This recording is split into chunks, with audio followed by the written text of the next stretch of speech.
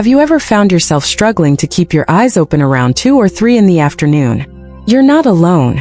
And no, it's not just because you're getting older. Even the healthiest brains experience a natural dip in alertness during the early afternoon hours. That foggy feeling, the heaviness behind your eyes, the way everything slows down a little, that's not just in your head. It's biology. But here's where it gets interesting. Many people think that an afternoon nap is just a lazy indulgence, or worse, a sign that something is wrong. The truth is, when done the right way, a short afternoon nap can actually sharpen your mind, support your memory, and even protect your long-term health. So if you're wondering whether you should be napping, or how to nap in a way that truly helps instead of hurting your sleep at night, this video will guide you through it all. We'll look at what science says, the common mistakes people make, and how a well-timed nap can become a gentle ally in your day. Let's start with what most people get wrong. Most of us think, if I'm tired, I need more rest, so I'll lie down for an hour, maybe 2. That should help, right? But longer naps often do more harm than good. You might wake up groggy, disoriented, or even more tired than before. That heavy, confused feeling after a nap has a name: sleep inertia. And it's a real physiological response to waking up in the middle of a deep sleep cycle. For older adults, especially those living alone, this confusion can last longer and lead to real consequences. It might be harder to stay alert while cooking, while walking around the house, or even while taking medication. One moment of foggy thinking can become a fall, or a misdose, or a dangerous mistake. Now let's be clear.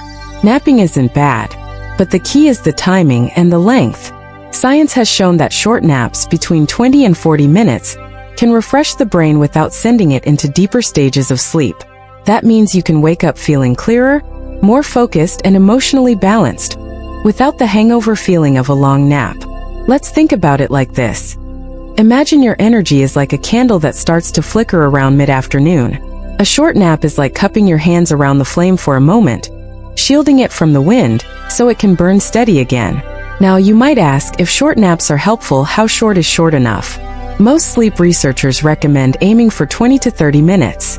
Some say 40 minutes is okay, but it really depends on how easily you fall asleep and how sensitive your sleep rhythms are. There's even something called a nappuccino, where you drink a small cup of coffee just before a 20-minute nap. Because caffeine takes about 20 minutes to kick in, you wake up just as the alertness boost begins. For some people, it works beautifully. But again, this isn't about tricks. It's about understanding your body and working with it, not against it. Let's look at a real example. Marian is 72 and lives by herself in a quiet suburb. She's always been active, but since retiring, her afternoons became slower and less structured. Around 2 p.m. every day, she felt this fog creep in. Her memory wasn't as sharp, and she'd lose focus halfway through a crossword or phone call. She started lying down for a nap. But her naps got longer and longer. Sometimes 90 minutes. Sometimes 2 hours. First, it felt like a relief. But over time, she noticed she wasn't sleeping well at night. She would lie awake past midnight, restless and frustrated.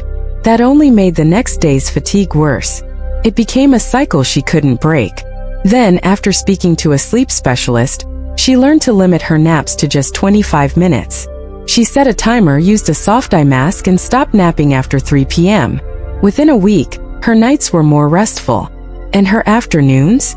Clearer, brighter, more manageable. This is the power of respecting your body's natural rhythm. There's a reason our energy dips in the early afternoon. It's not just from food or boredom. It's a dip in core body temperature and a signal from our circadian rhythm, the same internal clock that governs our sleep at night. For older adults, especially women over 60, hormonal shifts and changing sleep patterns can make these dips more pronounced. So instead of fighting them with sugar or more coffee, giving the body a gentle break can actually restore energy more sustainably. But what happens if your naps are too long, too late in the day, or you don't really need them? Let's talk about risk. Studies have shown that habitual long naps, especially those over an hour, are associated with higher risks of cognitive decline, diabetes, cardiovascular problems, and even higher rates of depression. Now, it's important not to panic over this. A long nap now and then won't harm you. But if it becomes a daily pattern, it might be your body signaling something deeper, like poor nighttime sleep, unmanaged stress, or undiagnosed conditions like sleep apnea or restless leg syndrome. So how do you know if a nap is helpful or harmful? Here's a quick reflection. If your naps are short, under 40 minutes, and leave you feeling refreshed, they're likely beneficial. But if you wake up groggy, your nighttime sleep is disrupted, or you find yourself needing longer and longer naps to get through the day, then it's time to reassess. You might want to keep a simple sleep journal for a week. Note the time you nap, how long, and how you feel afterward. Over time, you'll notice patterns.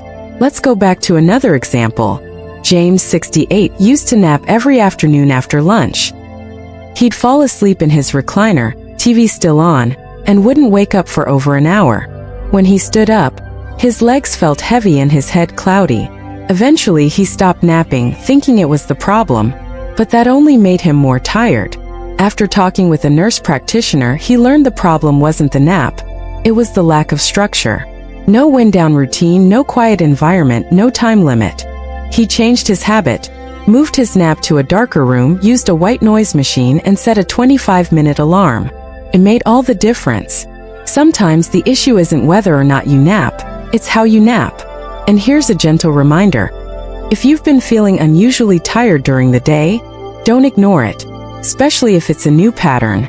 Excessive daytime sleepiness can be a symptom of deeper health issues, like thyroid changes, medication side effects, or depression.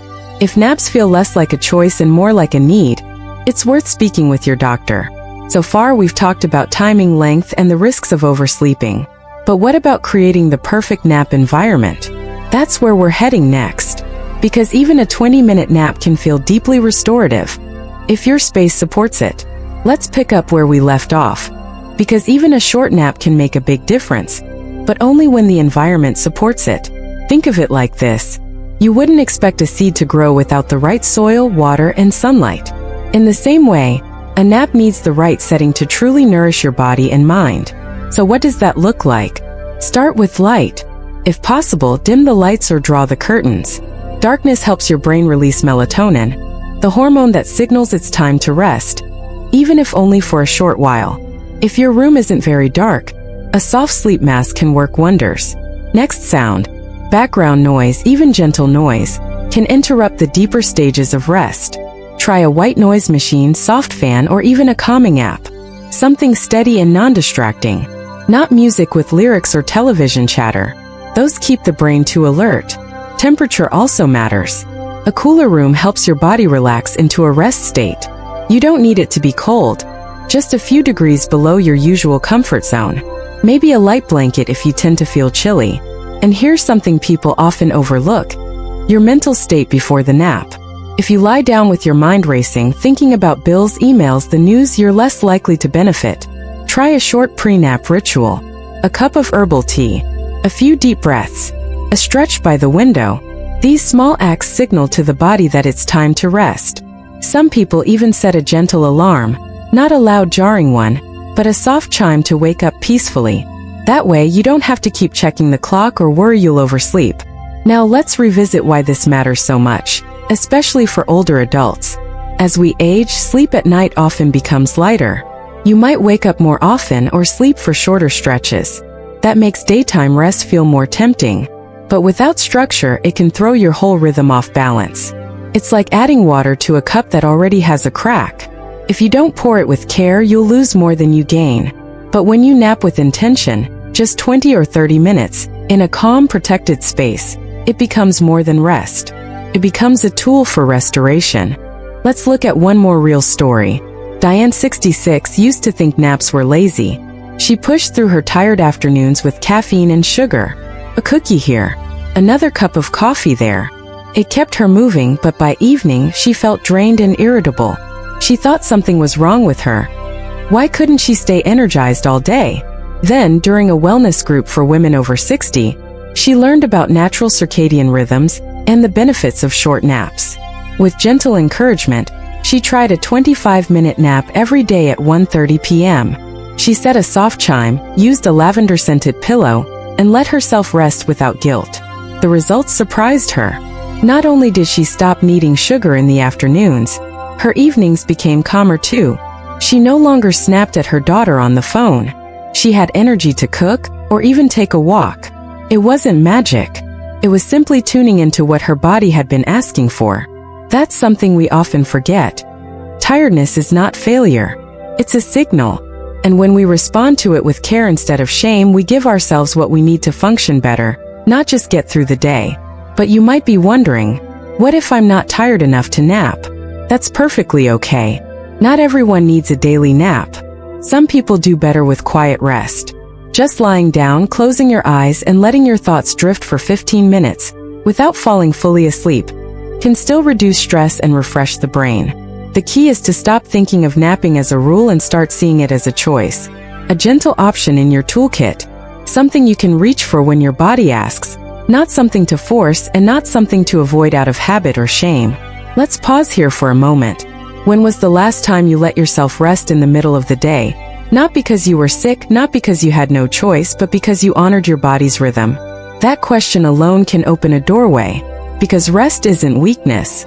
It's wisdom.